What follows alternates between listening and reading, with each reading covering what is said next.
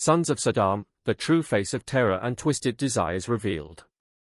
History's dark side, names that sent shivers down spines. The Sons of Saddam Hussein, Uday and Qusai. 1. Notorious for cruelty, loved torture and absolute power. The other, cold and calculating, held the regime's secrets. They lived in luxury, with privileges Iraqis could only dream of. But behind the gilded facade? Pure, cold terror. Their stories became nightmares etched in a nation's memory. And then, their brutal end arrived. No glory, no honor. Just sheer, bloody tragedy.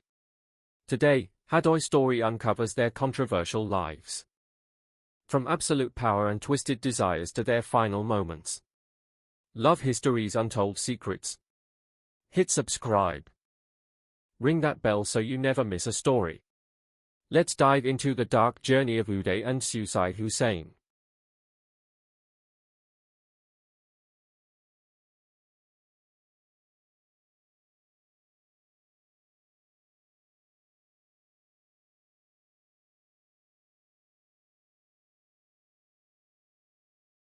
Uday Hussein, born 64, was Saddam's eldest son. Raised with privilege and violence from a young age. Known for his temper and using force to prove his might. Qusai, born 66, was quieter, more reserved. Rarely seen publicly, but always by his father's side. Saddam Hussein knew early on. His sons would be his ultimate power tools. Uday got the spotlight in Iraqi society. He controlled media and sports. And other lucrative sectors. With just a nod from Uday, hundreds of lives could be decided. Meanwhile, Qusai handled more discreet tasks. And crueler ones. He ran national security. Held the files of secret services.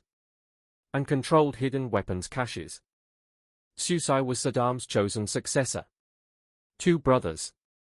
Two different personalities. But raised in blood and iron. Inheriting their father's brutality, ambition, and lust for power. Their opulent rule and reign of terror haunted Iraq for decades.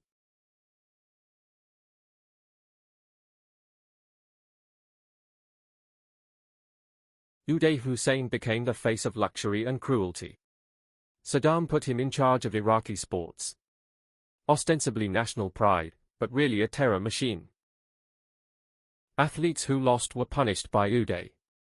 Some beaten savagely. Others jailed just for not winning medals. If Uday was angry, their fate was sealed. Beyond sports, Uday controlled the media. He used press and TV for propaganda. Glorifying Saddam and himself. No one dared write against them. Cross them, and you'd vanish. Without a trace. Uday was known for his decadent lifestyle. Fancy cars, lavish villas. And endless all-night parties. He flaunted his wealth. In a nation where millions suffered poverty, war, and sanctions. Iraqis called him a living devil. Not just for his power. But his bloodlust and twisted pleasures. Uday treated causing pain as entertainment. His shadow loomed over Iraq. Everyone feared his name. Uday Hussein. No one dared resist, no one dared tell the truth. But his brutal reign sowed the seeds of their downfall. Unlike his showy brother Uday, Qusai preferred to stay in the shadows. He avoided lavish parties. Didn't flaunt himself publicly. But don't let the quiet exterior fool you. Qusai's real power surpassed Uday's. Saddam Hussein trusted Qusai completely. He put his second son in charge of national security. And the most loyal bodyguards. All secret documents, all military plans, were Qusai's. He held the regime's life or death secrets. Qusai ran the operations against dissidents. Anyone suspected of treason was arrested and eliminated on his orders. He didn't need to shout or appear. A short order from Qusai could make a whole family disappear. When Iraq faced UN sanctions, Qusai still maintained the Hussein family's wealth. He controlled the national treasury, oil revenues, and secret offshore funds. To Saddam, he was the perfect heir. If Uday spread fear through public brutality, Qusai spread terror with cold silence. A wolf in the dark, waiting to rule Iraq. Iraqis knew, whether Uday or Qusai, the country would only drown in blood and fear.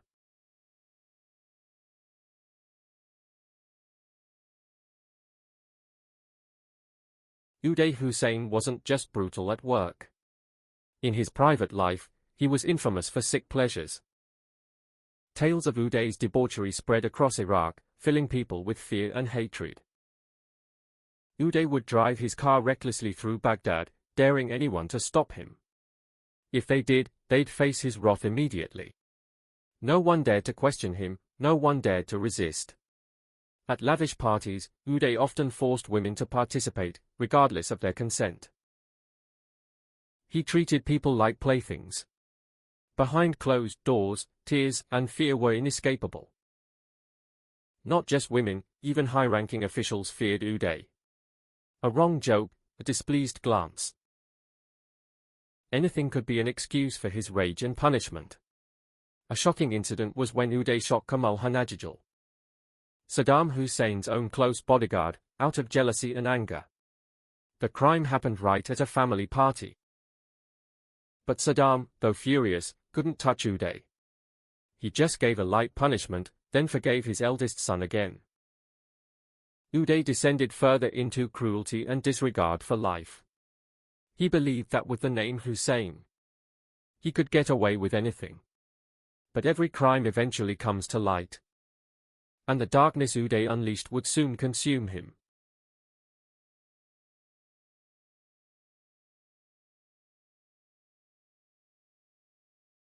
If Uday was the public terror, Qusai maintained it in secret, running his father's terror machine. In Saddam Hussein's eyes, Qusai was the rightful heir. He controlled the Republican Guard, the Secret Service, and special courts. Any coup attempt was ruthlessly crushed by Qusai. Hundreds of officers vanished, suspected of disloyalty. Qusai also oversaw the secret prisons, where torture, killings, and death sentences were never officially announced. It all happened in the shadows, under the absolute silence of the regime. He also managed the family's vast wealth. Oil money, gold, and secret funds transferred abroad all passed through Qusai. This allowed the Hussein clan to live lavishly, even as Iraqis suffered sanctions, hunger, and lack of medicine. Qusai's silence made him even more terrifying. No one knew what he was thinking. No one dared defy his orders. To many, Qusai was Saddam reborn. If Uday was a raging fire, Qusai was the cold, hidden knife. He was a carefully prepared heir to continue the Hussein dynasty. But history always has unexpected turns. And Qusai's chilling silence wouldn't save him when the storm hit. By the 1990s,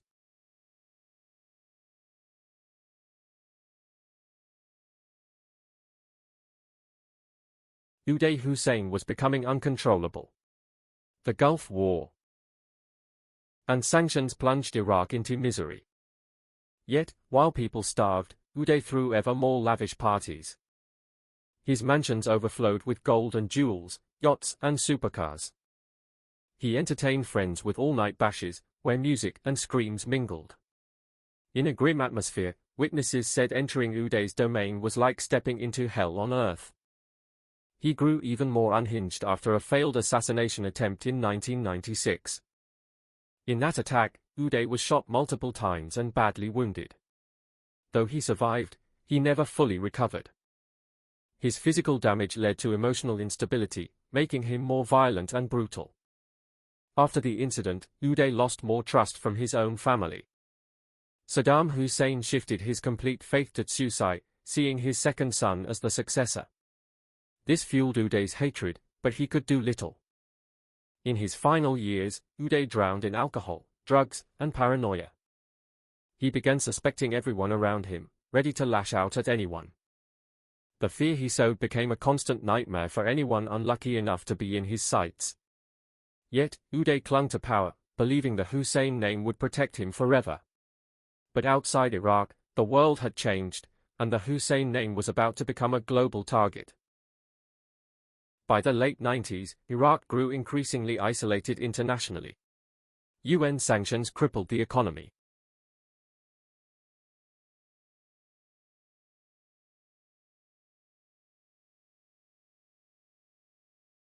People lived in deprivation, hospitals lacked medicine, children died of hunger.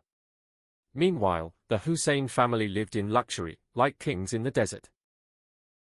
Saddam Hussein maintained his grip on power. But after the Gulf War, the US and West constantly sought his downfall.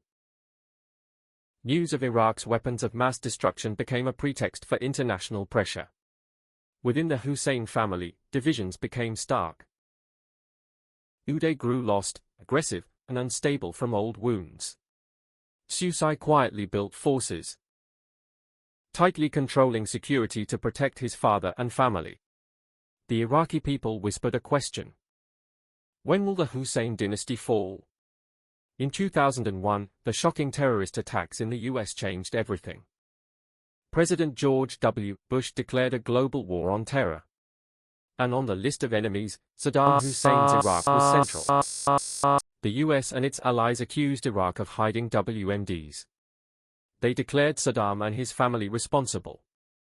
War was now a matter of time. In their opulent palaces, Uday and Qusai felt no fear. They believed the Hussein name would make the world tremble. But history's twists were yet to come. And Qusai's brutal silence wouldn't save him when the storm hit. But the harsh truth was, the darkest days for the Hussein clan were looming. March 2003, the US and coalition forces launched their invasion. Bombing Baghdad, destroying infrastructure, targeting Saddam's palaces. Iraq's foundations crumbled. Saddam's reign was ending. Baghdad fell to American troops. The iconic image of Saddam's statue toppling in the square signaled the end of an era. Now, Hussein and his family were on the run, hiding in countless places. For America, capturing or killing them was a matter of national security. The Pentagon released an Iraq Most Wanted deck, featuring top officials and the Hussein family. Uday and Qusai were the top cards, the most hunted men. Millions in rewards were offered for any information. While Uday and Qusai tried to disappear, US forces ruthlessly swept through cities and villages. Drones, armored vehicles, special ops teams were constantly on their tail. Nowhere was safe. The Iraqi people, living in fear under the Hussein regime, were now ready to betray anyone, for freedom or for cash. The noose around Uday and Qusai tightened. The brothers knew their escape wouldn't last forever. And when America decided to act, the outcome was death.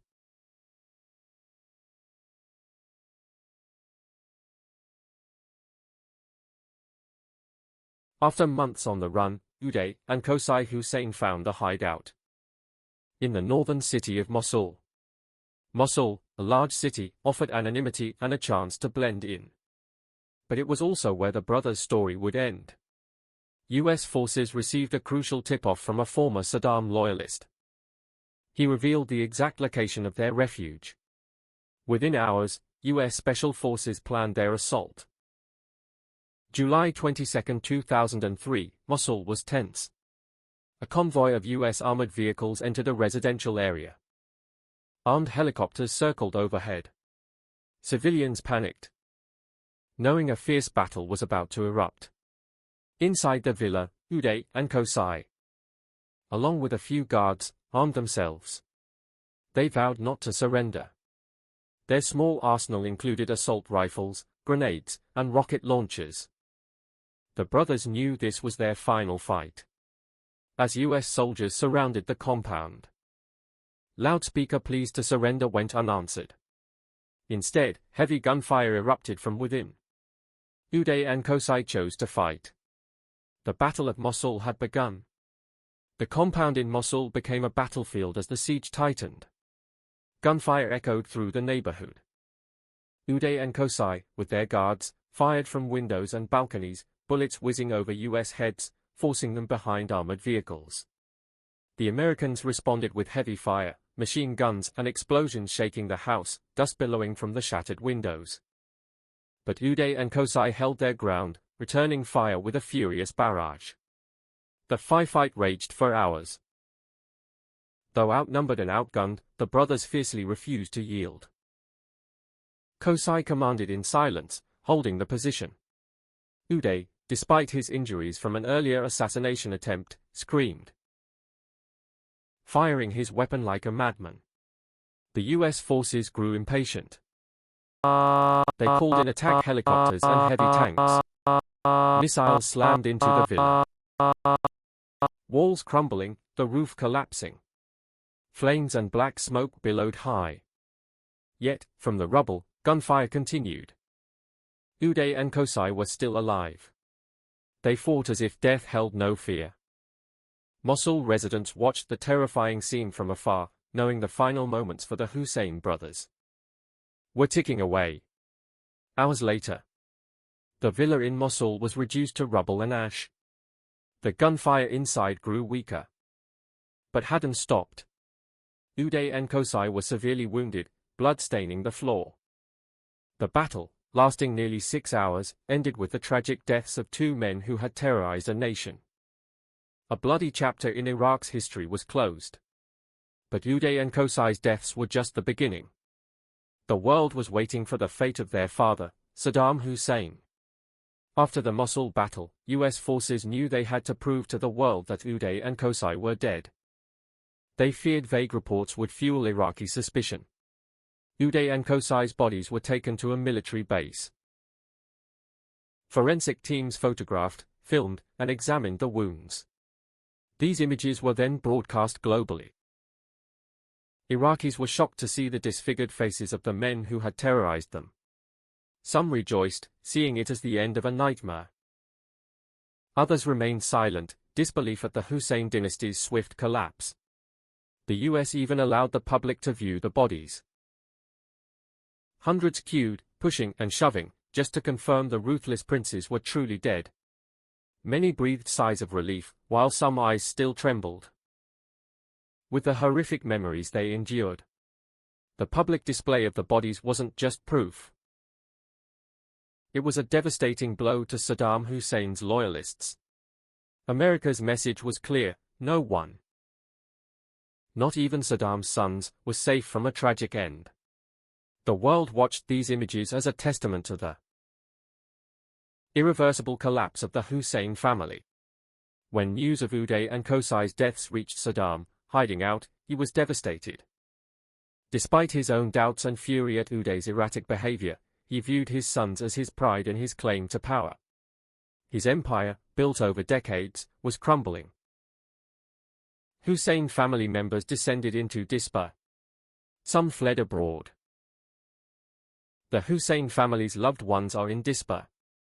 Some have fled abroad. Some others were captured or killed during the manhunts. Grand palaces, once lit up, are now just ruined husks. For Iraqis, Uday and Qusai's deaths were proof an era had ended. They whispered that if Saddam's sons couldn't escape, then Saddam himself never would. Saddam Hussein, who ruled a nation with an iron fist, now faced losing his sons and the looming specter of defeat. He became a fugitive in his own land. In that moment, Saddam knew his fate was sealed. After Uday and Qusai's deaths, the U.S. military intensified its hunt for Saddam Hussein. He became the ultimate target of the operation. All intelligence sources, every tactic, were deployed to find the dictator. Saddam moved constantly from village to village. No more grand palaces, no loyal entourage. Just a fugitive, surviving on the support of a few remaining loyalists. On December 13, 2003, U.S. forces received a tip about Saddam's hiding place. They immediately launched an operation, codenamed Red Zone. In the dark of night, dozens of armored vehicles and helicopters surrounded a farm near the Tigris, Saddam's homeland. As U.S. soldiers searched, they discovered a secret underground tunnel. Its metal hatch roughly camouflaged. Below was a cramped, dark space, just big enough for one man to lie down. This was the notorious spider hole that went down in history. Saddam Hussein was dragged from the hole, his hair matted with dirt. His face so gaunt he was barely recognizable. The image spread worldwide. A symbol of the complete downfall of a dictator who once controlled an entire nation. For Iraqis, the scene proved the Hussein era was over. No more favors, no more Qusai. And now, Saddam was powerless. After his capture, Saddam Hussein was put on trial before an Iraqi special tribunal, internationally supervised. The trial was broadcast widely, capturing global attention. People wanted to see the dictator who had spread blood and fear brought to justice. Saddam tried to maintain his dignified facade. He denied all charges, loudly claiming to be Iraq's legitimate president. But the evidence of his crimes, the massacres, the brutality he and his family inflicted, was undeniable. In 2006, Saddam Hussein was sentenced to death by hanging. On December 30 that year, the sentence was carried out. The moment he fell from the gallows marked the end of the Hussein dynasty. For many Iraqis, it was a moment of liberation. Yet, many shivered thinking of the bloody legacy the Hussein family left behind. The horrific years under Uday, Qusai, and Saddam still haunted a nation's memory. Uday and Qusai's deaths began the downfall. Saddam Hussein's death ended the entire dynasty.